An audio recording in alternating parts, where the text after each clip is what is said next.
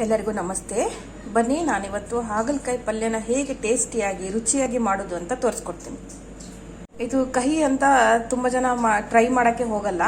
ನಾನು ಅದಕ್ಕೆ ಇವತ್ತು ಇದಕ್ಕೆ ಒಂದು ಆಲೂ ಹಾಕಿ ಹೇಗೆ ಮಾಡೋದು ಅಂತ ತೋರಿಸ್ಕೊಡ್ತೀನಿ. ಇದಕ್ಕೆ ನಾನು 3 ಹಾಗಲಕಾಯಿ ತೊಗೊಂಡಿದ್ದೀನಿ. ಅದೇ ರೀತಿ 2 ಆಲೂಗಡ್ಡೆನ ತೊಗೊಂಡಿದ್ದೀನಿ. ಮೊದಲಿಗೆ ನಾನು ಹಾಗಲಕಾಯಿನ ಇಷ್ಟು ಚಿಕ್ಕದಾಗಿ ಕಟ್ ಮಾಡ್ಕೊಂಡಿದ್ದೀನಿ. 2 ಆಲೂನ ಇಷ್ಟು ದೊಡ್ಡದಾಗಿ ಕಟ್ ಮಾಡ್ಕೊಂಡಿದ್ದೀನಿ. ಇದನ್ನು ಎಣ್ಣೆಯಲ್ಲಿ ಸ್ವಲ್ಪ ಫ್ರೈ ಮಾಡ್ಕೋಬೇಕು. ಬನ್ನಿ, ಫ್ರೈ ಮಾಡ್ಕೊಳ್ಳೋಣ. ನಾನು ಸ್ವಲ್ಪ ಆಯಿಲ್ ಹಾಕ್ಕೊಂಡಿದ್ದೀನಿ. ಇವಾಗ ಇದನ್ನ ಸ್ವಲ್ಪ ಫ್ರೈ ಮಾಡ್ಕೋಬೇಕು. ಬನ್ನಿ ನೋಡಿ, ಹಾಗಲಕಾಯಿ ನೀಟಾಗಿ ಬೆಂದಿದೆ.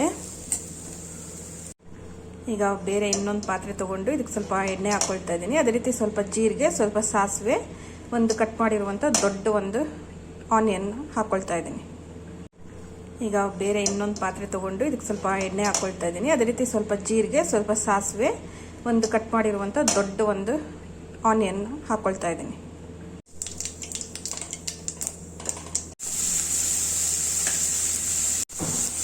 ಈರುಳ್ಳಿ ಸ್ವಲ್ಪ ಕಲರ್ ಚೇಂಜ್ ಆಗಿದೆ. ಇವಾಗ ನಾನು ಹಚ್ಚಿಟ್ಕೊಂಡಿರುವಂಥ ಒಂದು 4 ಬೆಳ್ಳುಳ್ಳಿನ ಈ ಥರ ಚಿಕ್ಕದಾಗಿ ಹಚ್ಚಿಟ್ಕೊಂಡಿದ್ದೀನಿ. ಇದನ್ನು ಹಾಕ್ತಾ ಇದ್ದೀನಿ.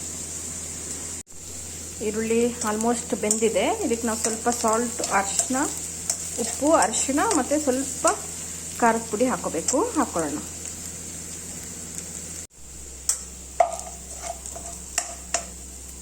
ಈಗ ಆಲ್ರೆಡಿ ಫ್ರೈ ಮಾಡಿಟ್ಕೊಂಡಿರೋ ಹಾಗಲಕಾಯಿ ಮತ್ತು ಆಲೂನ ಇದಕ್ಕೆ ಹಾಕ್ತಾ ಇದ್ದೀನಿ.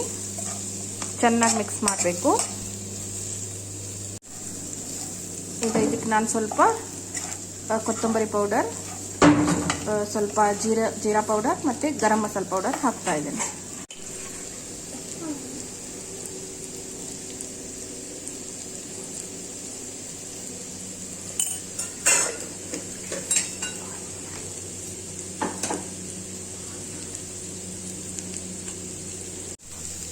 ನೋಡಿ, ರೆಡಿಯಾಗಿದೆ ಹಾಗಲಕಾಯಿ ಪಲ್ಯ. Ready to eat.